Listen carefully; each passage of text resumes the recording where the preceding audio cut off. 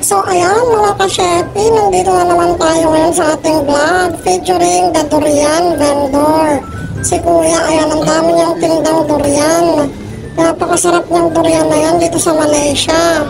Ang durian na yan sa isang tub, 30 ringgit.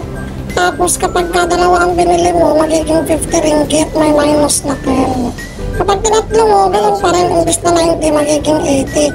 Ayan, kinukompute niya pa para explain sa akin kasi nahirapan sila magsabi ng number.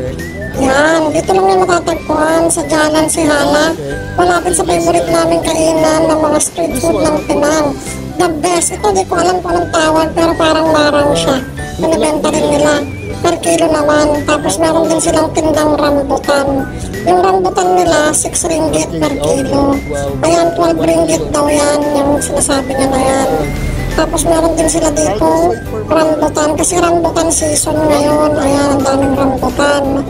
Dito sa Malaysia, sa Penang, ito heritage site, World Heritage Site ang buong Penang because of the culture, yung Peranakan culture at saka yung mga na-preserve nilang mga tradition. Sobrang importante talaga. So, ito talagang one of the street food vendor lang na nakita namin sa Jalan Sihala.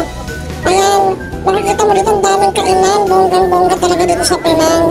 Maharap lang yan ang favorite namin kainan, yan, the original kayo. Yan, magkita-kita ulit tayo sa aking next vlog dito sa Malaysia. Bye-bye!